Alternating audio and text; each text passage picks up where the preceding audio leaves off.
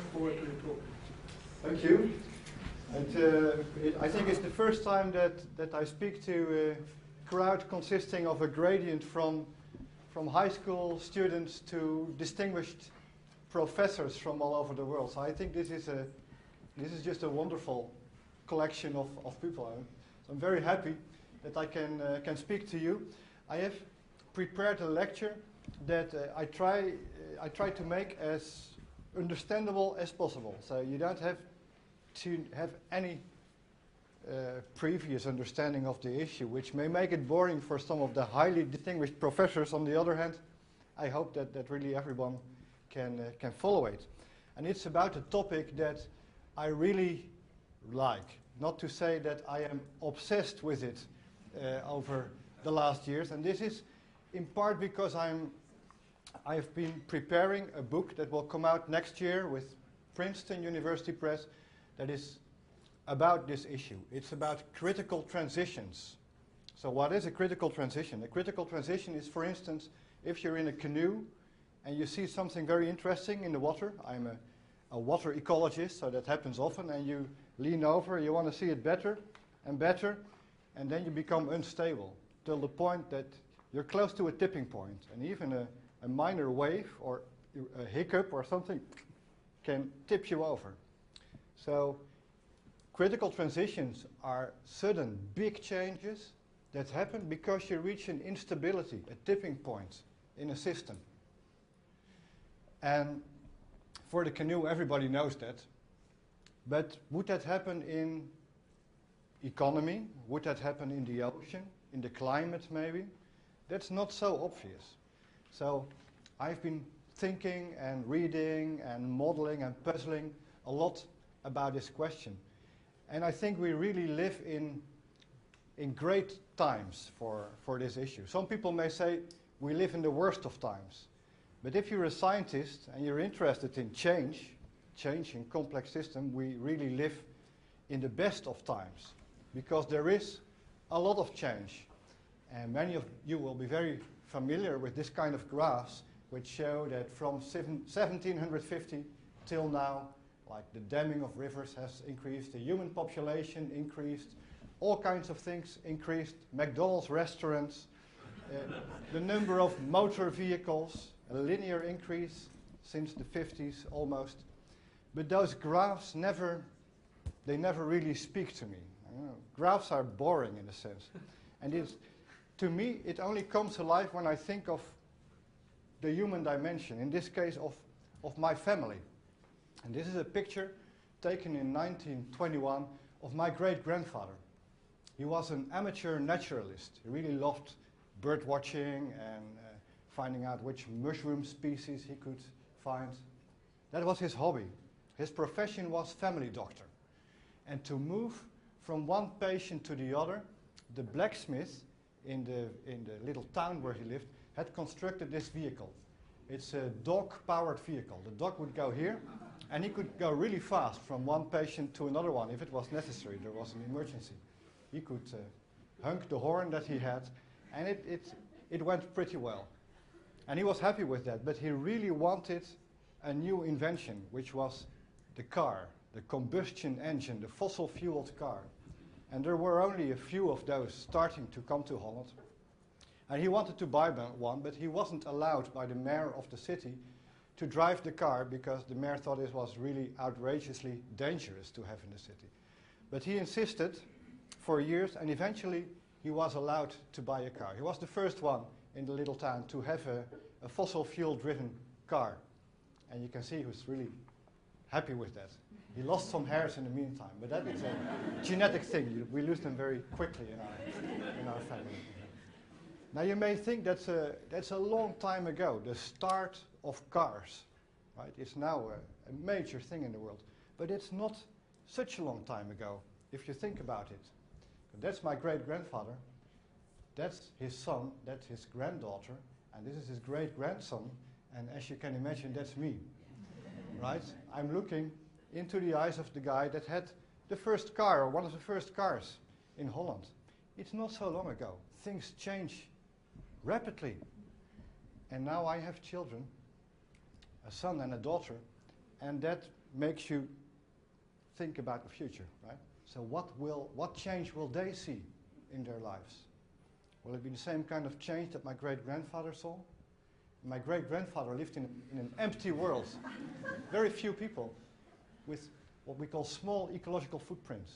The people didn't have a large impact on the planet. They didn't burn fossil fuels in their car, for instance. But my children live in a very different world, a world with much more people, and each of those people has a much larger ecological footprint. So that's the whole story of global change. It has two sides. We get more people, and the people have higher consumption, higher impact on the planet. So things change. We change the planet. And this is the most famous change of all, perhaps. It's the increase in CO2 levels of the atmosphere, which happened to start in the year when I was born, 1958. And it's a linear increase. We change the composition of the atmosphere, and you know this is a major driver of climatic change. And we drive a lot of change. There is more nutrients, more phosphorus, more nitrogen in the world. We change all kinds of things. And the main point is we are here now. This is the point where I put my children on the world. And it's very interesting to think what will be next. Right? We see this change. So that's global change. You hear it all the time, but it's interesting. We're in the middle of it. What's next? And I'm an ecologist, and to me, one of the basic questions professionally is how will this change in nutrients, in temperature, in the weather, how will it affect the equilibrium of nature? How will nature change? Of course, you first have to ask, what is the equilibrium of nature? Does it exist? Not really. If you look, for instance, at anchovies and sardines, and you look over time, this is a time series from 1960 till 2000 out the coast of Peru, you see it goes up and down. You get more anchovies, and then they crash. And then you get sardines, and then they crash, and then you get anchovies. Why? Is this the equilibrium of nature? Why does it behave so wildly? And you don't see only this thing in the sardines and the anchovies. You see it in the beetles in the forest here. You see it in all kinds of things. Nature isn't very constant. Well, you could think maybe it's overfishing. They overfished the anchovies, and then came the sardines, which is part of the story.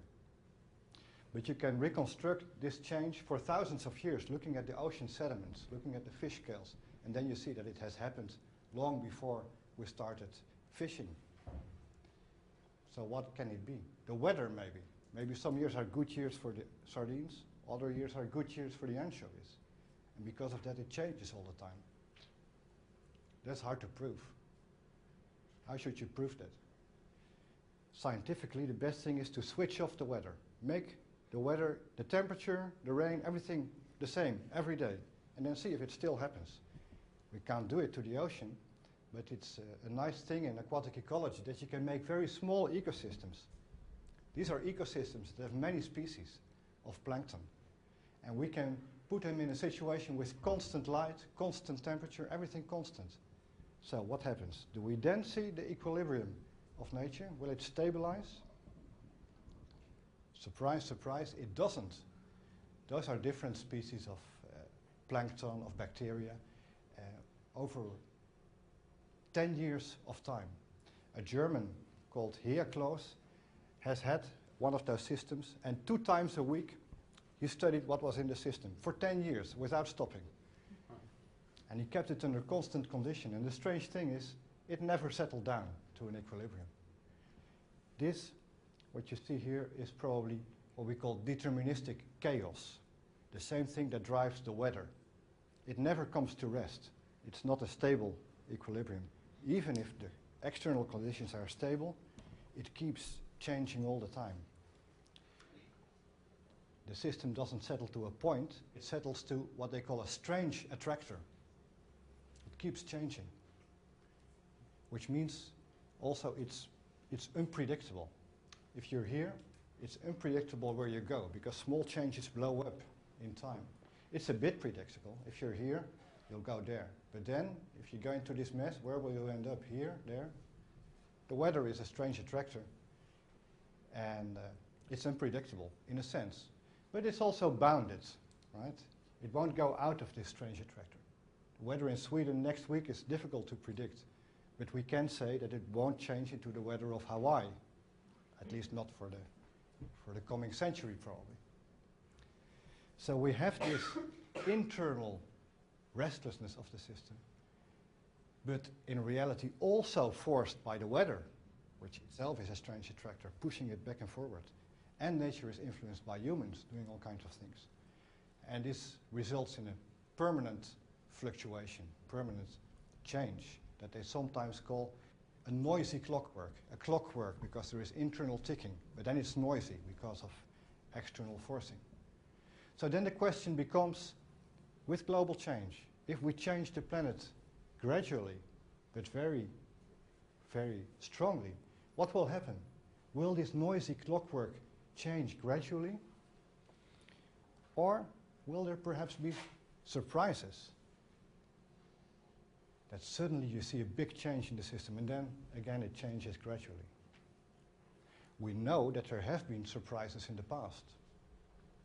For instance, the Sahara Desert has not always been a desert.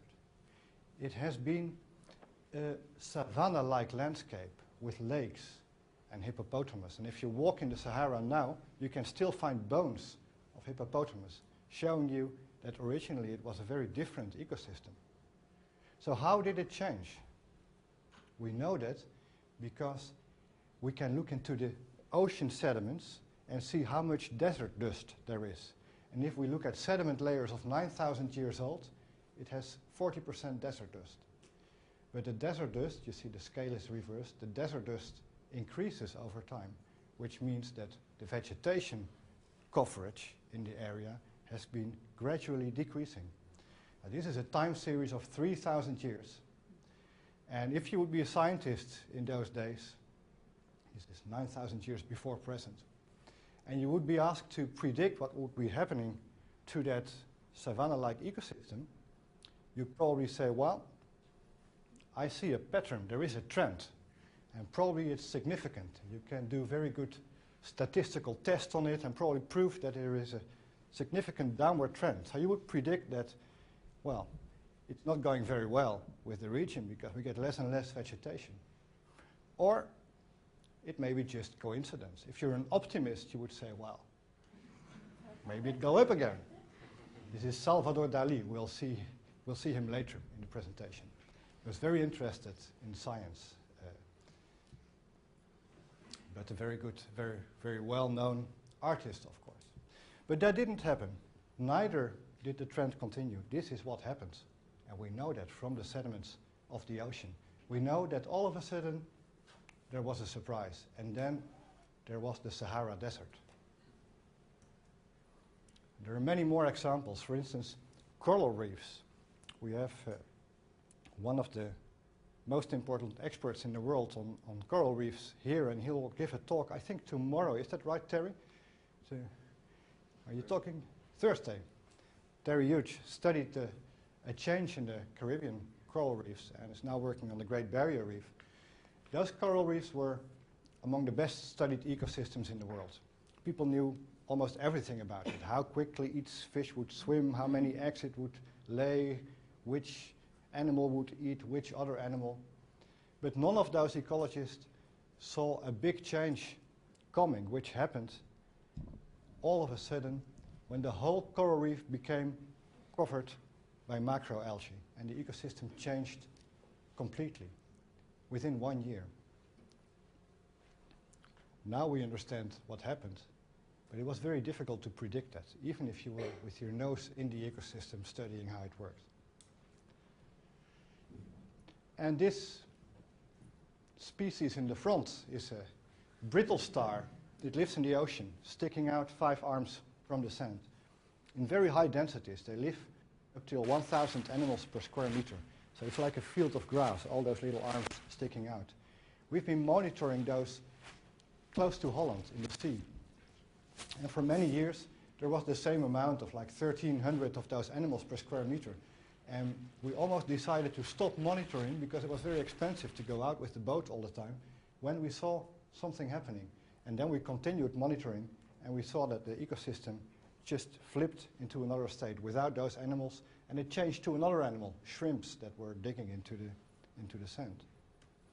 And on a much larger scale, you can also recognize drastic shifts in ocean ecosystems. This is a shift that occurs on a very large scale, and the statistics is a compound index of the amount of algae, the condition of the oysters, the amount of herring, and you see that there have been certain times at which over a huge scale of an ocean basin there was a shift from one to another state. If you go further back in history, of course, biodiversity change over time. There have been very dramatic changes also. And when you think of all this kind of changes and you try to understand why they happened, the most logical explanation would be that something bad hit the system, had a large impact, and changed it all of a sudden. But actually, that's not the only possible explanation. There is another explanation, and that's the explanation of the critical transition, of the tipping point. The same thing that happens to the canoe. And this was something that Salvador Dalí, again, was very interested in. In the same time that he lived, there was a French mathematician, René Thom, and he wrote a mathematical theory about this kind of catastrophic transitions called the catastrophe theory. And Salvador Dalí was just very interested in that, and he met René Thom on several occasions, and his last pieces of art represent the mathematical graphs of change that can go gradual and then jump. So this S shape we'll see many more times in this presentation. And it has been known for a long time. Of course, probably the Vikings already knew about the tipping point. If too many of them would go to one side of the boat, it would tip over. And the mathematical theory has been developed also long ago. But still, we're struggling with this kind of behavior if it comes to complex systems, not a canoe, but an ecosystem, or the climate, or society. An important ecologist, Buzz Holling, that some of you know very well, has picked up this point and said, well, maybe this happens in ecosystems, and when you get close to the tipping point, the resilience becomes small. And it was his use of the word resilience that became very important. He said maybe the system becomes brittle, it becomes more vulnerable to small perturbations so that it can be pushed into another state. And also Robert May, another important mathematician and ecologist in the 70s, already worked on that idea. Now much later, 2001, 4 of the people in this audience, amongst whom Carl Volke, that introduced me, and Steve Carpenter, that's standing at the doorpost, and Brian Walker, that's guarding another doorpost, and myself, we published a review reiterating these ideas. And that became what is in science a small hit. That means many people started citing this paper, and I didn't check it lately, but I think 500 or 600 people have cited this paper now, which is in science is a lot. And it's surprising because it's an old idea. So why did we get all this attention? I think the answer is that it was easy to do the theory, but only now are we starting to see how we can really connect this to complex systems, to the ocean, to ecosystems, to the climate, to societies. We're getting quickly better at that. And it's one of the things that the Resilience Center is also working on. So what did we find out? My own work has mainly been on lakes, on shallow lakes. Holland is completely flat where I live, so we don't have any deep lakes. First we were frustrated because we couldn't use any deep lake ecology. That was the main lake ecology. But then we found interesting things for the shallow lakes. They almost all turned very ugly. Green soup, And that was because of an overdose of nutrients, an overdose of phosphorus and nitrogen. And when I got my first job, it was in the middle of that struggle against eutrophication of lakes. And we knew that nutrients were the problem. So what we did is reduce nutrient inputs to the lakes. But to our surprise, even if we cleaned the water from nutrients, the lake didn't return to the clear state that it had originally been in.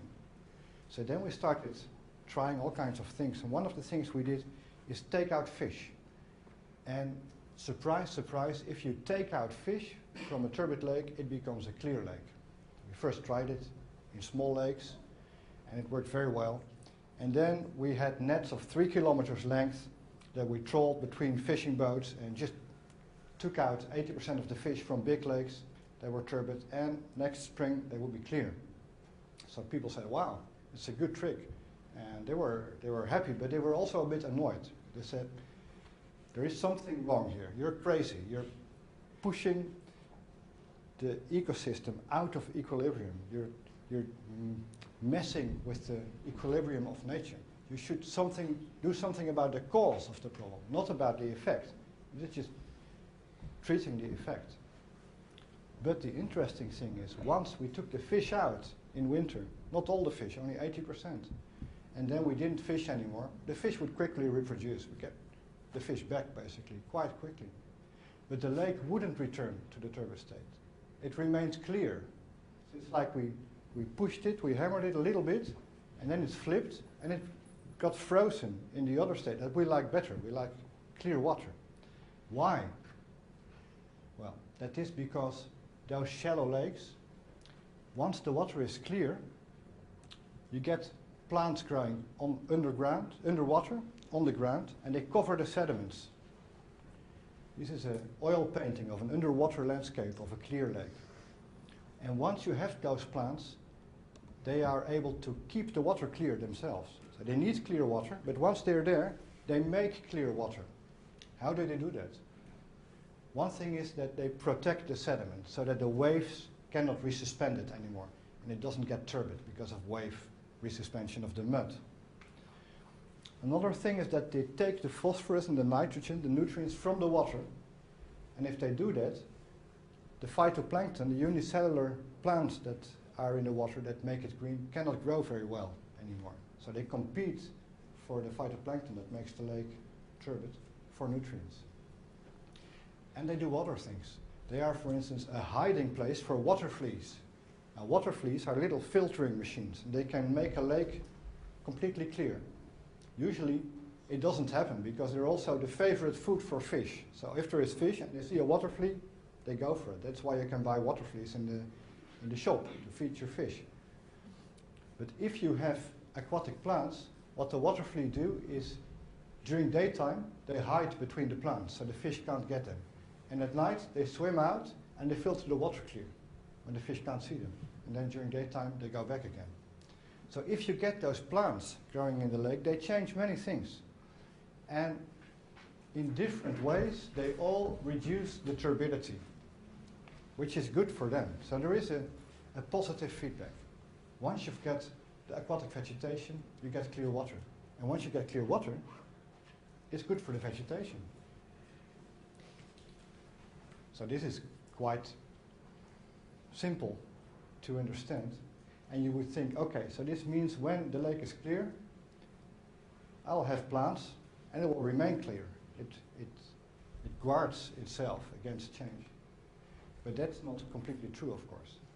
We haven't dealt with the loss of resilience. How can it switch? How does this happen? Well, if you want to understand that, like the tipping point, you really need a model. Mostly we make mathematical models, sometimes very complex ones, sometimes simple ones, but you can understand the clue of the whole thing from a very simple model.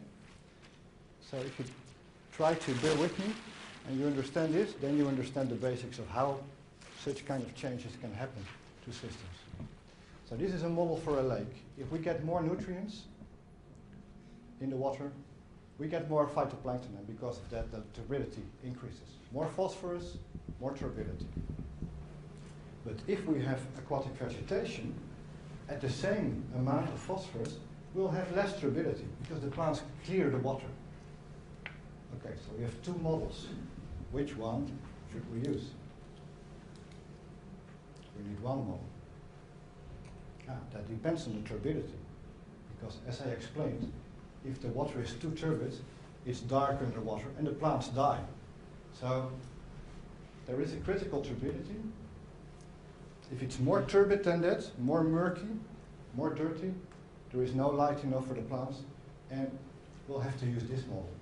And below that critical turbidity, the plants can grow, and we use that model. Now suppose you live in the days of my great-grandfather, and the lake is clear. And then you start increasing the population and increasing fertilizer use. You'll see the lake becoming gradually more turbid until a critical point is reached. What happens? It's too turbid for the plants, they die. And you jump up. Suddenly, the lake really becomes turbid. You say, ooh, something happened. What did I do? Too many nutrients. Okay, let's reduce the nutrients. What happens? You go here, because there are no plants to help you clear the water. And there, I got my first job. We've done something about the nutrients, but the lake was still turbid. And we tried to take out the fish, and we made it clear. And people said, you're crazy. But the lake actually remains clear, because it's stabilized in the alternative state. We pushed it over this critical threshold. If you come close to such a critical threshold, you can imagine that eventually, even if a mosquito fits in the lake,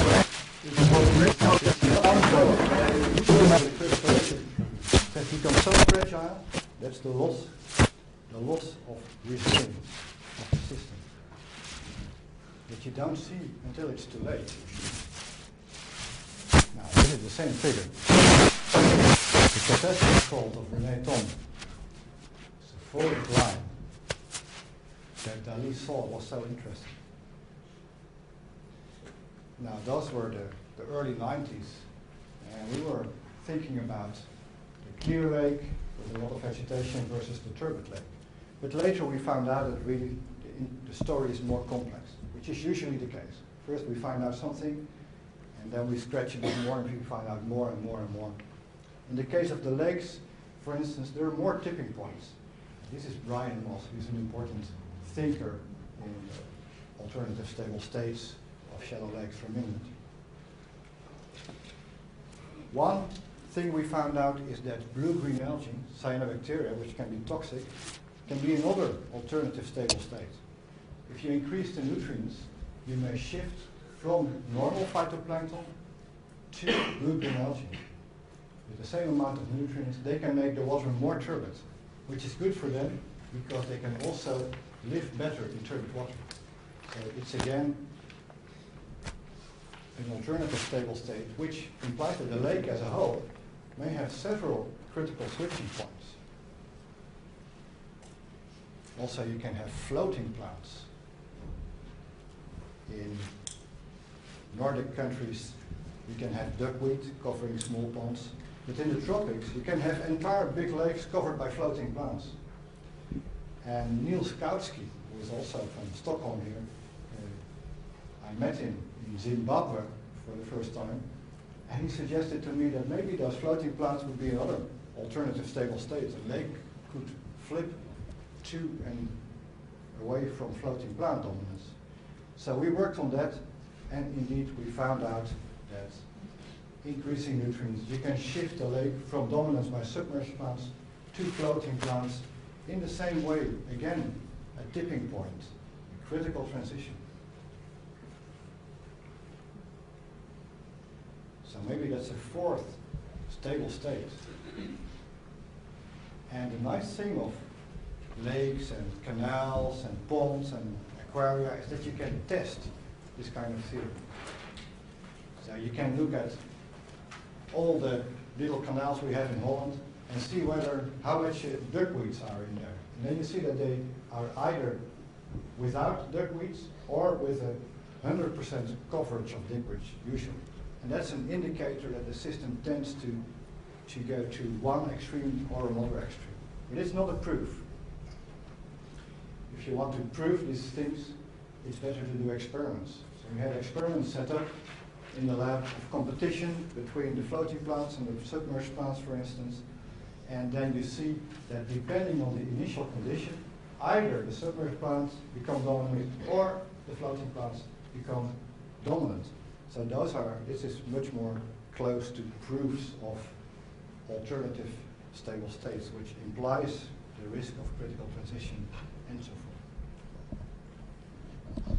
Now, ecology as a science, some people say that it started with an article more than a century ago by an American called Forbes, and it was called The Lake as a Microcosm. His idea was that if you look well in a lake, it's like a model of the whole world. The old Greek had the idea that inside your head is like a reflection of the entire world. They called that the microcosm.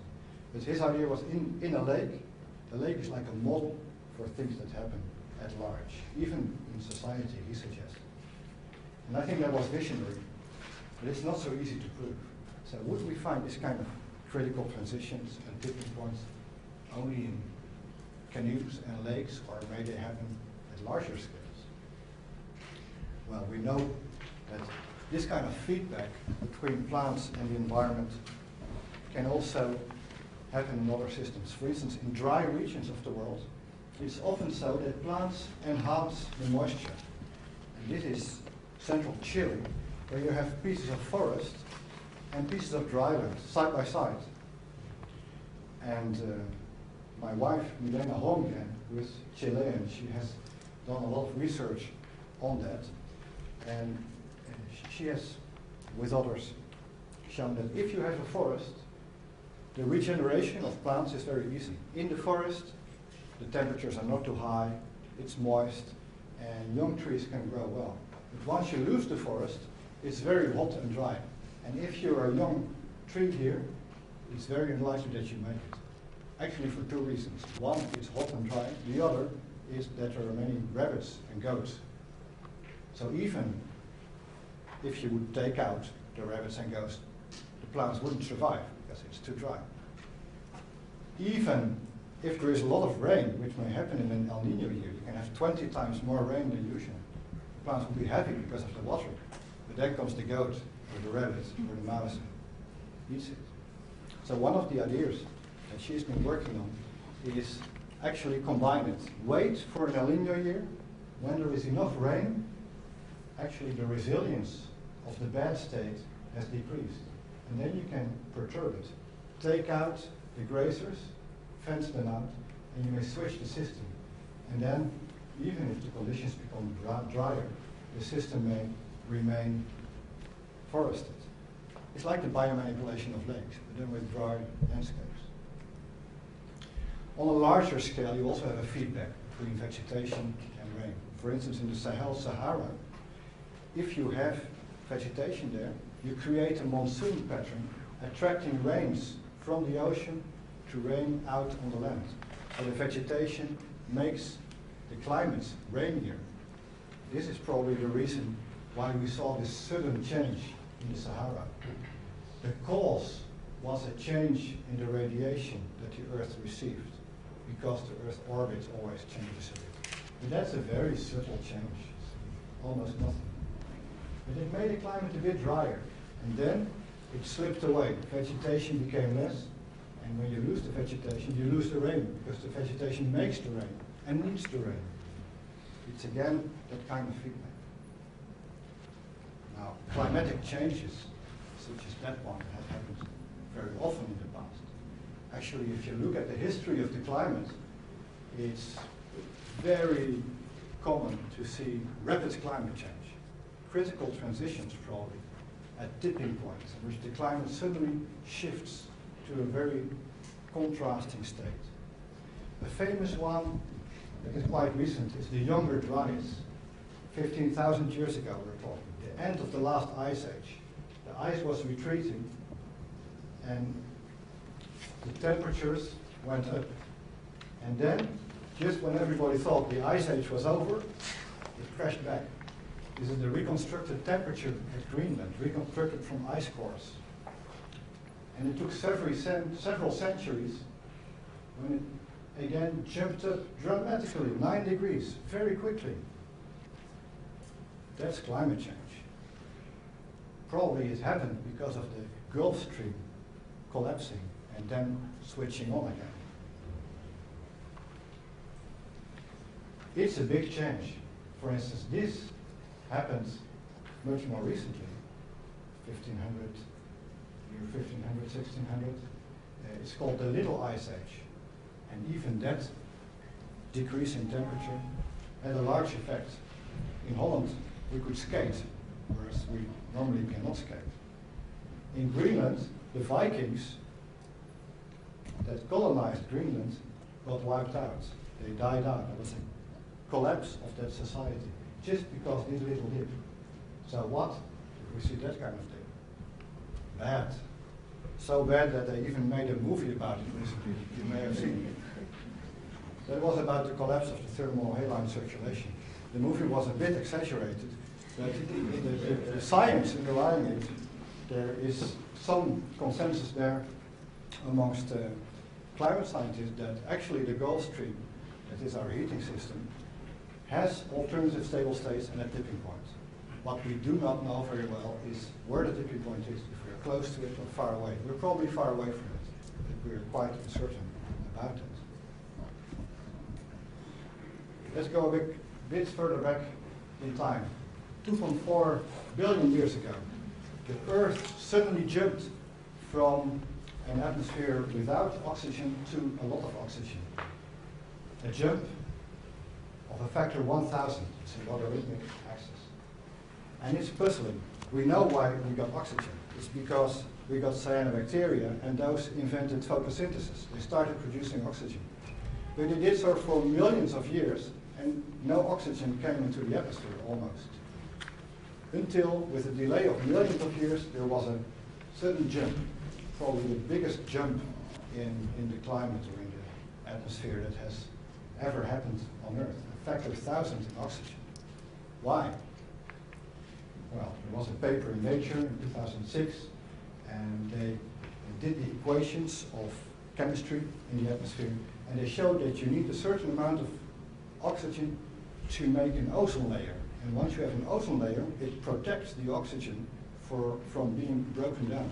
And because of that, if you do the equations that are basic chemistry, you see that there is the famous catastrophe fault, implying alternative stable state and the possibility of tipping points.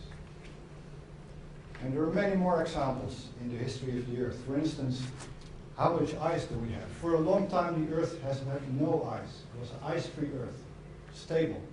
But if you decrease the amount of CO2, less greenhouse gas, you get to a critical point where you jump into an Earth that has ice-covered poles. That's the situation that we are in now. Not constant with the glacial cycles. It's an oscillating state. But for a long time, the time where the dinosaurs lived and most of the Earth's history, there has been no ice. Until it shifted suddenly and irreversibly to the state that we're in now. And there has been another state, probably, a very stable one, in which this is the extent of ice cover. This is the equator. The ice covered the entire Earth till the equator. It's called the snowball Earth. Probably the Earth has slipped into a completely ice-covered stage several times because of another critical point. Once you get more than this amount of ice, you reach this point, it's a point of no return. Because if you get more ice, the Earth reflects the radiation. It doesn't absorb the radiation, like black things. If you wear a black t-shirt, you feel that you absorb the sun much more than a white t-shirt. So if the Earth becomes white, it becomes colder. When it becomes colder, you get more ice. It's not a positive feedback. And simple models can show you that the Earth can slip into this snowball Earth condition, which has happened probably very, very long ago, several times. After that, you got the ice-free period. Of course, it's interesting how the Earth managed to slip out of the snowball Earth. And I think it would be too long if I talk about that, but just type in snowball Earth on the internet, and you'll find all that stuff. tipping points and more than one or two alternative stable states. So mostly these things are related to a kind of simple feedback that you can understand. But not necessarily. We also have examples of complex models, complex networks, for instance, complex models of interactions between species. And if you expose them to a gradual change in the environment, they actually show this kind of shifts. So complex systems can have those tipping points at which you find a critical dramatic transition. So if this can happen to animal communities, what about human communities? Does change go gradually? Do we have sudden drastic changes sometimes? Well, we do, as our stock market crashes. It's an example that many people think of. I wouldn't talk too much about it because I'm in the middle of the best economists of the world. Many of them left the room before I started to talk, but they know more about it than I. But there is some positive feedback there that you can imagine. Some people start to sell their stocks, other things, and he sells it. He must know something that I don't know. I sell it too. And the next one said, oh, two of them sell it. They must know something. I sell my stocks too. And you get this kind of snowball effect, which is a kind of group behavior. But also within one mind, if you're not in a group, you have this tendency to switch between alternative states. And this is one of the many pictures in which you can see two things. You can see a young girl, or you can see an old lady. This is the eye of the old lady in her mouth. This is the eye of the young girl, her little nose. And if you see one interpretation, it's difficult to see the other. And that's not only true for this picture. Psychological experiments show that it's also true for how you see the world, for much more complex ways of thinking. You tend to have one image of how things are, and it's very difficult to change that. And it's also affected by what others around you say. You get this kind of snowball effect. So for instance, if you have a problem, a new problem, like let's say the air gets polluted in Stockholm, or there are too many Arab people coming into Stockholm, it's dangerous or something, or crime rates increase, or the climate is changing, and you see how many people, how much percentage of the people think it's a problem, for a long time they will remain passive, because especially if it's a complex problem, like genetically modified crops. What should I think about it? You think what your friend thinks about it, what your parents think about it, and together you form a group that has the same vision. And to change that is very difficult. It's contagious. Your opinion on the world, your attitude is contagious. You're most likely to have the same attitude as your friend.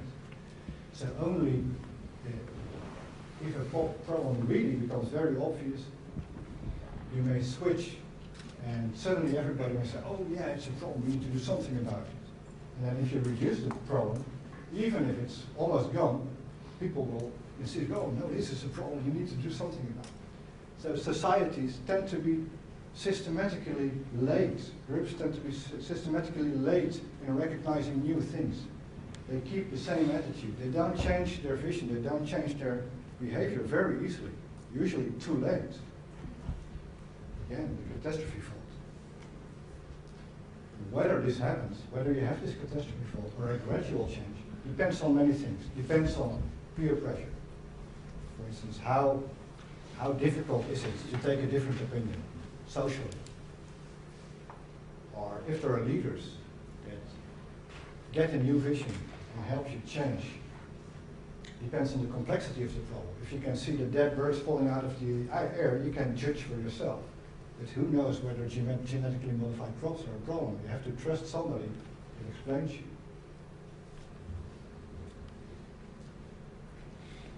Perhaps this resistance to change has even been part of the explanations of why ancient societies collapsed. Thor Heyerdahl, your neighbor from Norway, he remarked once that it seemed that the bigger the pyramids that ancient cultures made, the deeper the crash. It seemed like cultures living in a simple way didn't crash. It were the ones that were complex, building big things. Why? I worked a bit on that with Marco Jansen and with Tim Kohler, an anthropologist. And our idea was that, okay, if the human population increases, it may be that we have this classical overexploitation of the resources. Now, there wouldn't be a problem if there is a critical resource level when people say, okay, if it's less than this, we leave. Then you will never reach that point. But if the critical resource level is lower and you keep insisting on eating away your trees, maybe you reach this tipping point. And it may very well be that if you have built this huge structure, you have this complex society, that you don't easily leave, you don't easily go away. Whereas if you just have a small hut, you just leave. So you're trapped into the behavioral pattern, into the big thing that you made, and you change your behavior too late to avoid collapse. And we looked at archaeological evidence in Anasazi ruins, and that actually shows that it may be happening. We saw that small villages, small settlements, in times of drought, they stopped constructing, they moved. But the big cities, whether there was drought or whatever, they kept stubbornly building. We could see that from tree ring reconstruction in the buildings. Now, this is long ago, but societal collapse still happens, and it may happen more and more. There was an interesting overview of the CIA projects on that was published in 2001 in Nature. So of course, one of the things of those critical transitions that you would like to do as a scientist is to predict them. Can we see it coming? Can we predict them in some way? It's difficult, of course, because extrapolation, it doesn't work. You've seen it. It's always a surprise. If you look at the pattern, you think, well, it will go on forever like this. And it doesn't necessarily happen. In the case of collapse of states, they try to do statistics. The CIA has a big project on that. So they look at child mortality, gross national product, openness of the democracy, and then they do statistics to predict from all those indicators whether it's likely or unlikely that a state will go into collapse, like Rwanda and other examples that we've seen. But it's tricky. Statistics are maybe a correlation, but you never know what is the cause or the effect. It's much better to do experiments. That's why it's so great to be a lake ecologist. It's Steve Carpenter, another great thinker that is here. He's also a lake ecologist. Lakes are great because, like aquaria, you can play with them. When you have many, you can treat some in some way, others in another way. Steve Carpenter has, and his group, they have manipulated fish and nutrients, and you can really show how it works and where the critical thresholds are by trying it out in many lakes. But that works for lakes, and it doesn't work for the earth, of course. You can't try out many things and have the beautiful scientific approach to this. We can look into the history of the earth and see if we can learn something from the past changes in CO2 and temperature. But then, of course, we are now out of the range. So the CO2 level of the atmosphere now is much higher than the one that has happened at least over the past 400,000 years. And it's very difficult to extrapolate from the past what will happen in this Earth that we changed so completely recently. A recent thing that we're working on, and again this is one of the common interests of Steve Carpenter and myself, is early warning signals. Are there maybe subtle signals that you can see it coming? For a lake, we know that if there's more green stuff on the plants, that is probably bad. may be close to the collapse. And for some systems, you may see patterns in desert landscapes in the vegetation.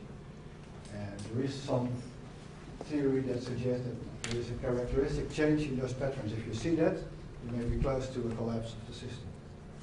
But those are very specific things, one for a lake, the other for a desert. It's interesting to ask whether there may be generic early warning signals that would hold in all cases. And there is some progress there. Kleinen from the Potsdam Institute of Climate Change, Steve Carpenter, we've been working on it. Vasilis Dakos, a graduate student of mine, is now working on it. And those early warning signals have to do with the fact that even if you don't see the change in the state so well, if you push the system out of equilibrium, it like feels the stability of the thing around it. And it means that the pattern of fluctuations may have some cue. For instance, it may be that systems start to fluctuate more just prior to the collapse. And this is really work in progress. There is a lot appearing now. Very exciting, I think. But one thing that we found out is that it's not so easy. It sounds good, but you need a lot of very good data, and some of the early warning signals may show up in only some systems, and really there is no substitute for really understanding the system. The best is if you understand how it works. Like you have the equations, you can write the model, you can predict where the thresholds are, and you can also, because you know how it works, you can then try to find smart ways to prevent bad transitions. One of the points we've been making is that it's impossible to prevent stochastic events, perturbations to the system. It's impossible to prevent a hurricane from coming. It's impossible to prevent a terrorist from walking into some place. But what is possible is to try to work on the stability, on the resilience. You can try to make the basin of attraction around the state of the system that you like. You can try to make it bigger, reducing nutrients from the lake, decreasing difference between the rich and the poor. Those things may help. So those are ways to prevent bad transitions. And what is perhaps more appealing even is finding ways to promote good transitions. Like you have a turbid lake and you want to flip it into a clear state. That's great. People like it and it works. Or you have a degraded landscape and you want to use El Nino to flip it into a state with more vegetation. Or you have a poor family that's in the poverty trap.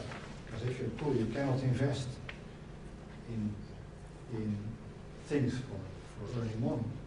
You give that family a little bit of money, just a loan, and they can buy some stuff and start working and pull themselves out of the poverty trap. There was this guy, that economist, that tried this out, and he gave some people a loan, and it worked. They started making reed furniture and earned money and paid back the loan, and from that moment on, they were not in this irreversible state of poverty anymore. And then years later, the same person got the Nobel Prize for Peace in this building, because it was a very smart way to tip the system, once you understand how it works, from a bad state to a good state. So those are the two sides of critical transitions. Right? Once you understand it well, you can try to prevent the bad flips and promote the good flips.